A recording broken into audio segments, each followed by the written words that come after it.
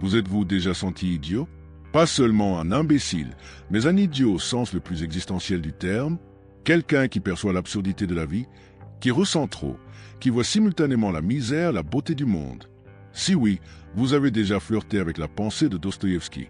Il a fait de l'idiot l'un des archétypes les plus complexes de la littérature. Mais que diriez-vous si je vous disais que ce personnage, le prince Mishkin, pourrait détenir la clé pour comprendre les concepts fondamentaux de Carl Jung? La beauté sauvera le monde. L'une des phrases les plus célèbres de Dostoïevski est le point de départ de cette exploration. Dostoïevski n'a pas écrit pour plaire, mais pour blesser et ouvrir des blessures que le lecteur préférerait garder closes. Ces mots ne sont pas de la simple fiction. Ce sont des scalpels acérés qui entaillent profondément la chair de l'existence humaine.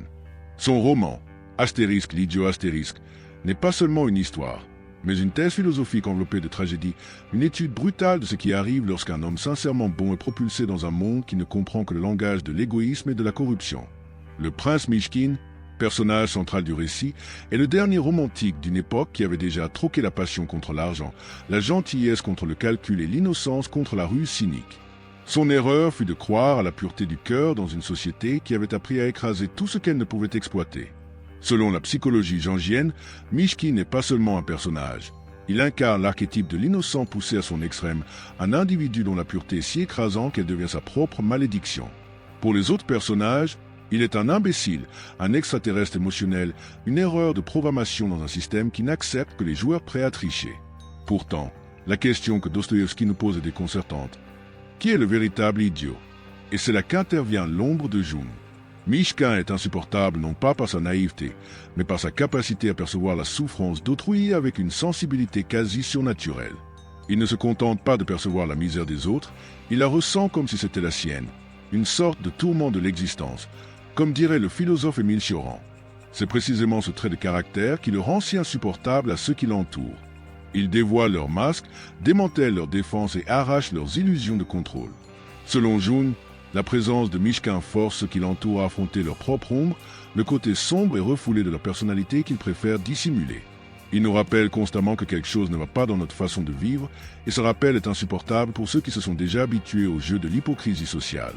Nietzsche, grand lecteur de Dostoïevski, disait que nul ne ment autant que l'indigné, car l'indignation n'est souvent pas une réponse à l'injustice, mais un bouclier contre sa propre culpabilité. Mishkin révèle cette indignation chez les autres. Sa bonté absolue, loin d'être une vertu vénérée, est perçue comme une menace, car elle montre qu'il est possible de jouer autrement, ce qui est intolérable pour ceux qui ont appris à gagner en trichant. Le monde n'a pas de place pour les Mishkin, car la bonté absolue non seulement remet en question le statu quo, mais le menace silencieusement et puissamment. Elle est un miroir qui reflète l'hypocrisie de ceux qui l'entourent, et c'est pourquoi elle est ridiculisée, exploitée et finalement écrasée. L'histoire de l'idiot semble suivre le chemin d'un martyr, mais sans la gloire de la sainteté. Mishkin n'est ni vénéré ni compris, il est détruit. Sa bonté ne fait pas de lui un héros, mais plutôt un agneau à abattre. Son amour de la beauté et sa compassion sans bornes sont perçus comme de dangereuses faiblesses, une vulnérabilité qui ne peut que se terminer en tragédie. Et pire encore, Dostoïevski avait peut-être raison, le monde n'a vraiment pas de place pour Mishkin. Nous vivons à une époque où le cynisme est confondu avec l'intelligence et la froideur avec la maturité. Nous rions de la naïveté, nous moquons de l'espoir et célébrons l'intelligence comme si elle était synonyme de sagesse.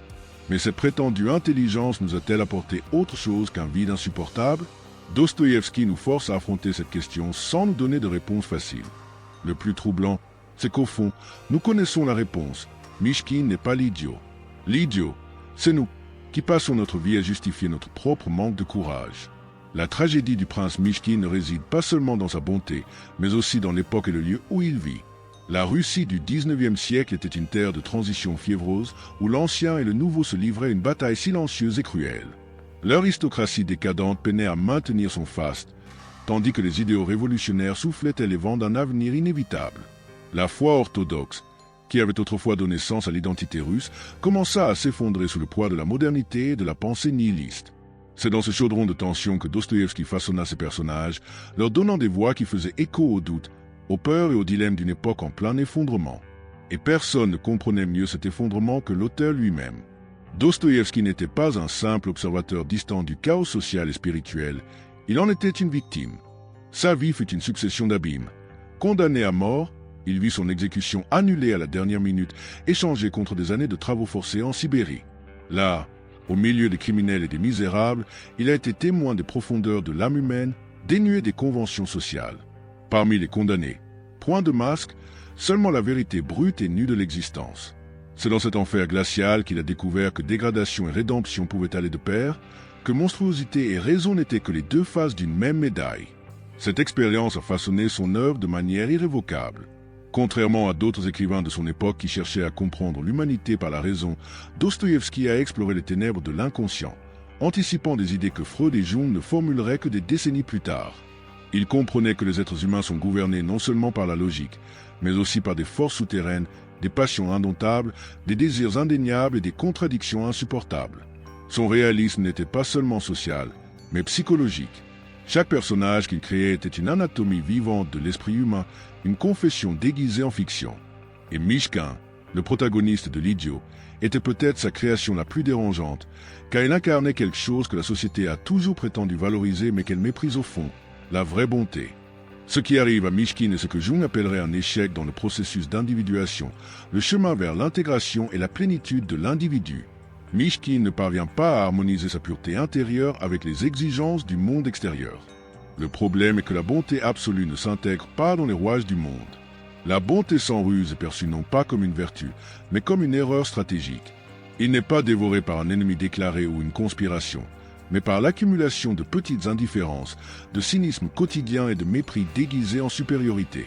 Il est englouti par le vide de ceux qui n'ont pas su quoi faire de son existence. La logique qui régit ces structures sociales perverses est simple. La bonté sans ruse n'est pas perçue comme une vertu, mais comme une erreur stratégique. La chute de Mishkin ne se produit pas d'un coup, mais comme un processus graduel au cours duquel sa pureté est lentement érodée par les frictions avec le monde. Il n'a pas besoin d'être attaqué pour être vaincu. Il existe simplement pour que sa tragédie se déroule d'elle-même, telle une horloge tournant inexorablement vers son effondrement final. Le grand paradoxe du récit est que Mishkin, contrairement à ce que ses détracteurs imaginent, n'est pas un imbécile au sens intellectuel du terme. Il est intelligent, perspicace et profondément sensible, mais son intelligence ne suit pas les paramètres de la ruse calculatrice et du pragmatisme social. Il ne sait pas jouer le jeu de la séduction, de la manipulation ou du pouvoir caché. Sa logique est différente, presque étrange, car il croit que la sincérité doit être le fondement des relations. Et c'est précisément cette conviction qui le condamne. Comme l'a écrit Oscar Wilde, être naturel est la plus difficile des poses. Mishkin ne pose pas, ne fait pas semblant, ne se construit pas une personnalité à laquelle s'intégrer. Il est, tout simplement, et cela le rend insupportable pour ceux qui ont l'habitude de vivre masqués. Ceux qui croisent son chemin ne savent pas comment réagir à sa présence. Rogojine, avec sa passion débordante, voit en lui quelque chose qu'il aimerait posséder mais qu'il ne peut comprendre. Nastasia Filipovna, consumé par le feu de sa propre ruine, aussi entre le voir comme un rédempteur et un naïf pathétique. Mishkin ne cadre pas avec le récit selon lequel la survie exige des compromis. Sa présence révèle le mensonge que chacun préfère continuer à se raconter. La corruption est inévitable et la bonté n'est qu'une illusion enfantine. Pourtant, il ne triomphe pas. Il n'y a pas de rédemption pour Mishkin, car sa tragédie n'est pas seulement la sienne, mais celle de toute l'humanité. Il n'est pas idiot parce qu'il ne comprend pas le monde. Il est idiot parce qu'il le comprend trop bien et pourtant refuse d'agir selon les règles qui garantiraient sa survie. Dostoïevski nous laisse finalement sans réponse facile. Il ne nous console pas avec un message optimiste, ni ne nous offre une voie d'espoir. Au contraire, il nous force à regarder au fond de notre propre hypocrisie et à nous demander si, aujourd'hui, nous traitions un Mishkin différemment. La chute de Mishkin n'est pas noble, sa tragédie n'est pas ennoblissante. Il ne meurt pas dramatiquement et ne provoque pas de révolution morale. Sa chute est silencieuse, un vidage progressif de tout ce qu'il était, comme une bougie consumée par sa propre flamme. Au final, il ne reste que le spectre d'un homme qui a tenté de rester entier dans un monde qui ne tolère ni ce qui ne peut être absorbé ni corrompu. Son destin n'est pas seulement triste, il est la preuve brutale que la pureté absolue ne peut coexister avec la complexité humaine sans être anéantie. Mishkin est réduit à la folie, non pas parce qu'il a perdu la raison, mais parce que le monde qui l'entoure l'a écrasé. Il n'avait plus sa place dans la réalité qui l'entourait. Et c'est peut-être l'aspect le plus terrifiant de son histoire. Il n'est pas vaincu par un grand ennemi, mais par l'accumulation de petites indifférences, de cynisme quotidien et de mépris déguisé en supériorité. Il est englouti par le vide de ceux qui ne savaient que faire de leur existence. Comme l'écrit T.S. Eliot a écrit, c'est ainsi que le monde finit. non pas avec fracas, mais avec un gémissement. Et maintenant, que nous reste-t-il? Considérer Mishkin comme un symbole lointain d'une époque qui ne nous appartient plus, ou reconnaître que sa tragédie se répète chaque jour par de petits gestes de mépris, par une moquerie déguisée en intelligence, et par le refus d'accepter que la bonté, si elle existe, ne peut survivre par elle-même? Dostoïevski ne nous donne pas de réponse. Il nous force simplement à affronter la question que nous n'avons jamais cessé d'éviter. Sommes-nous les idiots d'être devenus trop intelligents? Laissez votre avis dans les commentaires et dites-moi, croyez-vous que notre monde, si cynique et pragmatique, a encore de la place pour la pureté d'un Mishkin? Partagez vos réflexions. Et si vous souhaitez continuer à explorer les profondeurs de l'âme humaine à travers le prisme de Carl Jung, vous savez quoi? Abonnez-vous à la chaîne et activez les notifications pour ne rien manquer de nos voyages.